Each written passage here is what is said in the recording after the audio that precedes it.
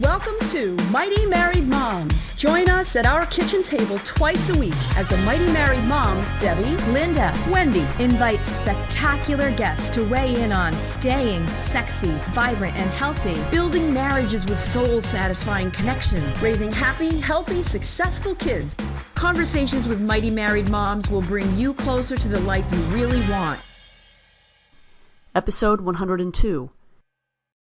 Hi, this is Wendy Williams, and marriage happiness is way possible. ConnectAgain.org is very happy to sponsor Mighty Married Moms. We are partners in bringing you closer to the life you really want.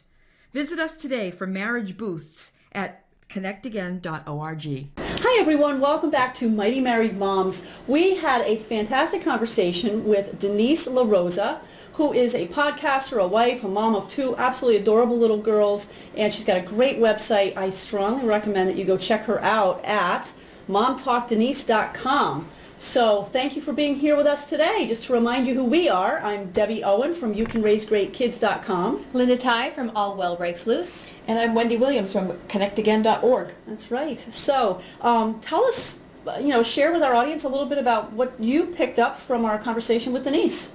I really enjoyed the fact that she created this amazing life of being a podcaster and somebody who's really just helping other people, born out of real serious circumstances. She lost her job, and baby number 2 was on board, and she was like, okay, what can I do? She said the panic was rising, but somehow she was able to find a way, and I just love that about she said people under stress. We'll find a way to make it work. Yep. Yeah, she said what made the difference for her during that stressful time was she started listening to podcasts. I know, and they were very soothing, and she said other people can do this, I can too. Mm-hmm. That was inspiring. Well, that's kind of what we're doing, aren't we? Yeah, said other people can do this, we can too. And I listen to podcasts all the time. Now, all kinds of podcasts. It's great when you're driving in the car. It's great when you're cleaning your house. It's great when, really when you're making dinner. They're awesome to listen to. Mm-hmm. So much better than TV. Oh my goodness. So much better than TV. TV is so mind-numbing. I never watch TV anymore. No, I don't either. It's really great. The whole podcasting or even YouTube videos that you don't even have to watch. You can just listen to them. It's just terrific. That's a really good point. TV is becoming more and more mind-numbing. Ridiculous shows. They're all violent. Or competitions or... Stupid competition. Yeah. It's just really not, there's not a lot of really great content, if you will, on TV. So I think podcasts are definitely, that's why they're on the rise and people are making them and listening to them. And YouTube, there's so many other sources out there. Thankfully, we don't have to depend on what's on TV. That's right. So it's a great thing. And great to see Denise, a mom, inspired by that, and inspired to give her own. And as she said, she's not putting herself out there as the expert. I know everything. She's saying, you know what, we are in this together. Right. I'm learning with you. I'm just putting it out there, and I'm having the conversations, and we're all talking together. Yeah, we're all talking together. Which is how we feel too. It's like we're not the experts. And that's why we like to interview people who are doing things because it's just, there's so much to know, there's so much to experience. One and so person much can't know it all. No. Absolutely. No. So we'll bring in our own expertise and then ask others for their expertise too. Yeah. But being a mom can be very isolating. So I think it's really important for moms. Yeah. It's very isolating. Yep. And her experience of being having a master's in education and being an elementary school teacher, she is at home with 2 babies and no job. She just really used her intellectual capital or her intelligence in such a really wonderful way, and has created a really nice home-based business for herself where she's able to care for her kids. And she's just she's somebody who has a very holistic view of life, and I really appreciate hearing from her. Yes. Yeah. And she had a couple of great ideas. She was talking about in terms of marriage, which I think is really important, and that we've talked about this before, but it's worth reiterating because not everybody's heard all of our old podcasts yet. Right. But taking time for you and your spouse and being intentional about it. And being intentional about it, that's right. it's, it's been said before, but really, if you buy a plant, you need to water it if you'd like it to live. If you just, things need care and feeding, and there's just something strange about getting married and figuring out that it's just going to take care of itself, whereas the children don't take care of themselves, and we're perfectly equipped and well aware of that. We know we need to pay attention. Or our jobs, we just don't sit there and just show up. We put some effort into it, and we try to figure out what the next step is and how we're going to take some, going to grow and develop in the job.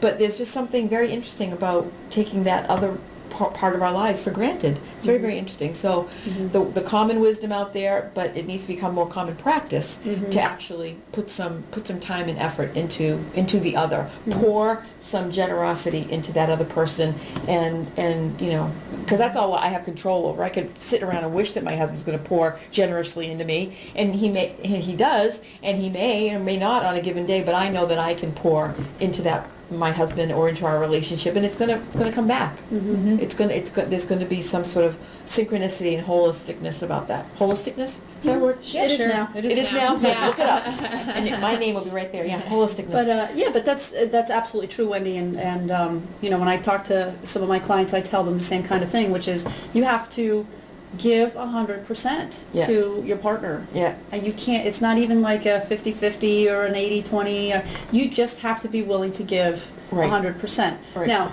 you don't do that forever. Obviously, eventually there needs to be some reciprocity. Right. But, perhaps your partner's having a tough time, or they're just not in a place to be able to give right now, or maybe they just haven't thought of giving right now at this moment in time. And the best thing to do is just pour yourself into them, as you say. I like that analogy. Yeah.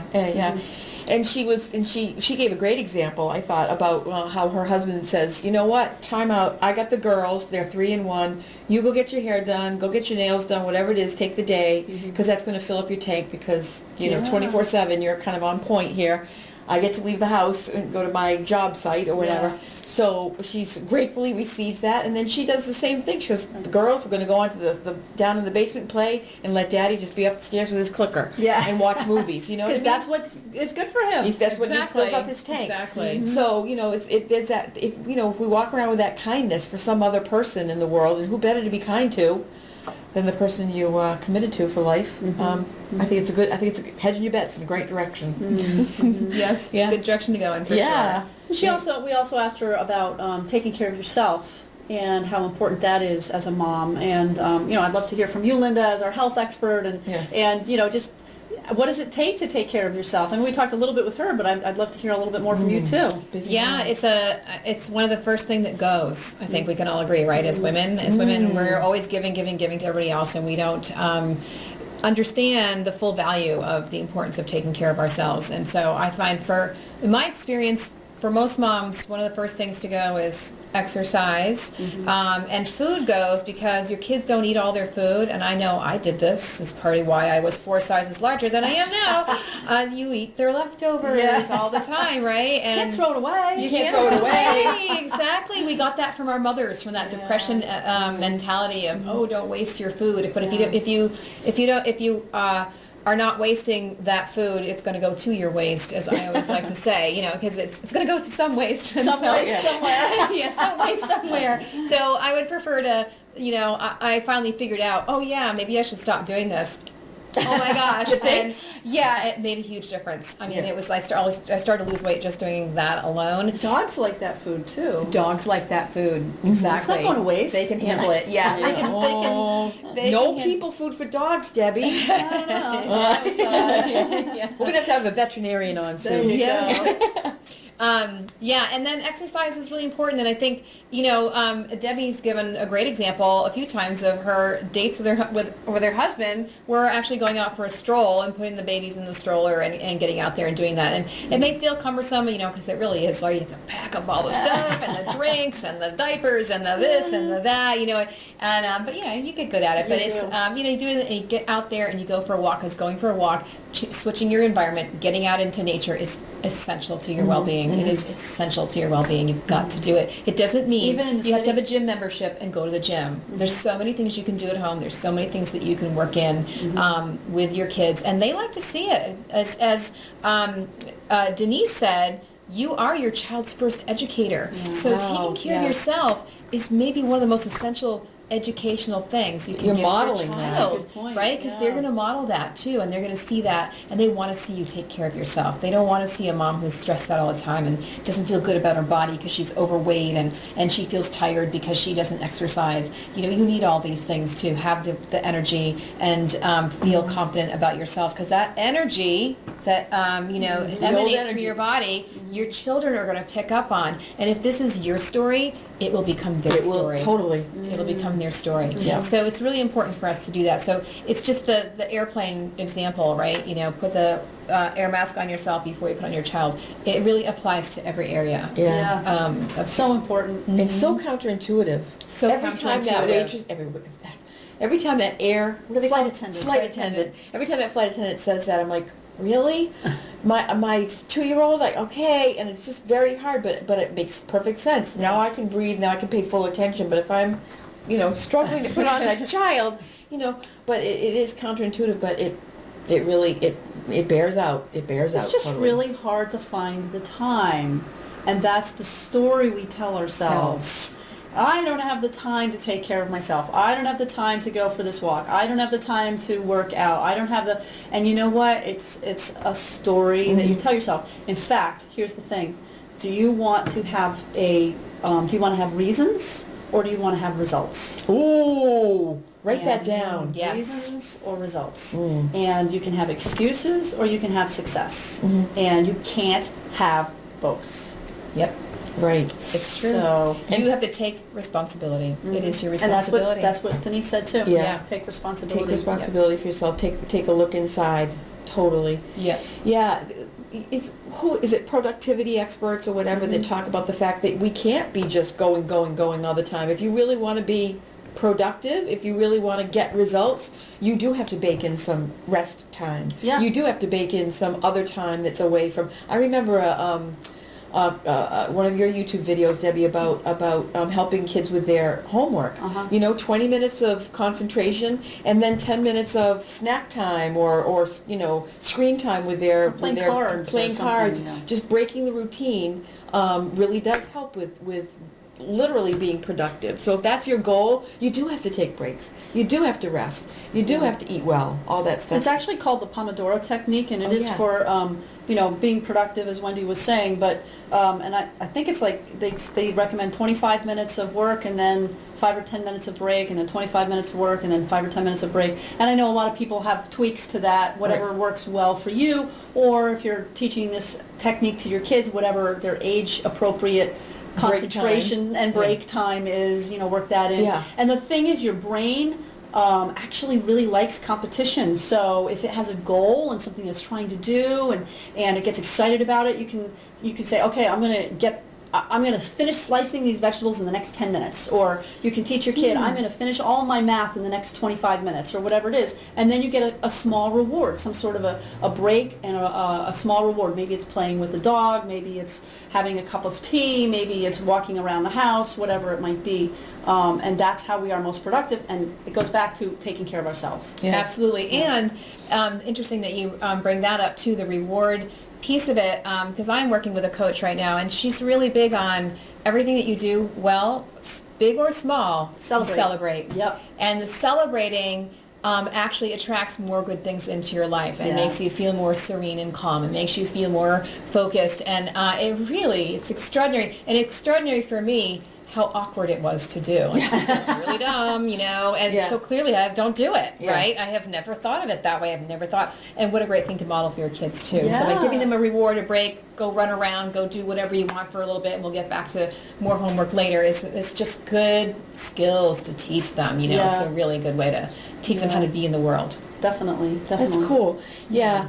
And one thing that she said too that really struck me was how she said in the marriage piece, because that's the piece I'm most interested in, is that typically, right as soon as your marriage is you and the person and a higher purpose or a God or whatever you want to call it, some sort of a bigger reason to get together than just, being married. And she said, and sometimes like right after the marriage ceremony and really living in that higher purpose, get me to the bar, get me to the reception, and then you kind of forget it. And she said on the wall in her home, was it her mom gave her, or her grandma, or somebody gave her a plaque with a poem that said, there are 3 parts to a marriage, there are 3 parties in a marriage. And I think it's really important is to not only remember the individuals, but the larger context in which, this marriage can thrive. And well, it's all about the spiritual, and we don't get into that too much in this particular show because we respect the fact that many people come from to this place from many different areas, and yet honestly it's been shown in study after study after study that there needs to be some sort of a spiritual component to your life. Otherwise you're really missing out, and you don't feel as fulfilled as people who do have a spiritual component. And spiritual could be different than religious, right? It is. It is. Not talking about religion. We're talking about spiritual. Meaning like there's a bigger context to life. There's a bigger reason for living. Like the sun rises in the east and sets in the west every single day of our lives. That's pretty big and pretty, so how do we fit into that kind of a thing? So I can appreciate that. And personally, I like what she said about not leaving God at the altar. And that's my belief too. And so thank you, Denise, for naming it and saying it, and not everybody's going to buy into it, but I totally do, and so thank you for sharing that. And God is a broad word, so it really can encompass, I think, most spiritual practice, or beliefs or experience, but we're certainly, and I think it's great too that she named it what she wanted to name it and didn't feel like she couldn't. So I always like that. And she closed us out. We were all like so verklempt. We were all teary-eyed when she closed us out because she said, "You are enough. You are enough." And sometimes your child or your children just want you. They don't want the gifts that you buy them. They don't want or the pacifier. They just want to be close and be you, just their mom. No matter how many, they might have some wonderful grandparents, wonderful aunts and uncles, wonderful friends, all that kind of stuff.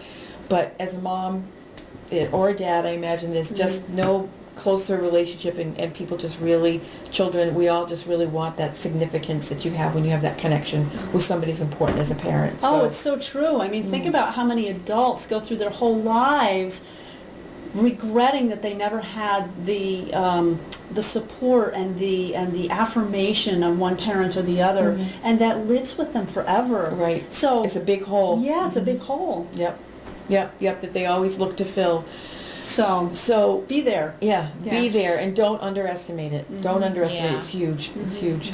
So this is great. This was great. We're all out of time, but thank you so much for being here with us. This is Mighty Married Moms. I'm Debbie Owen from You Can Raise Great Kids. Linda Tighe from All Well Breaks Loose. And Wendy Williams from connectagain.org. You can find each of us in our own sphere of influence and expertise on those websites. I know that might be a little confusing, but that's the way it is. We come together every week as a team, as a trio, under the umbrella of Mighty Married Moms, because we want to be able to bring our various expertises all together to you and share so that you can have a life that is fulfilling and happy and successful in whatever that means for you. So please do share this episode with your family and your friends, and if you can find us on iTunes and leave us a rating and review, that would really be a big help. And we will look forward to seeing you next time. Thank you very much. Thank you. Bye. Have a great day. Thank you for joining us for this episode of Mighty Married Moms. Tune in twice a week on Mondays and Thursdays to meet fascinating and inspiring guests who will help you create the life you've always wanted. You can find these episodes and special gifts just for you at mightymarriedmoms.com, as well as a link to our Facebook community, where we continue the conversation around the kitchen table. Please also help share the love by leaving a review on iTunes. We'll see you next time.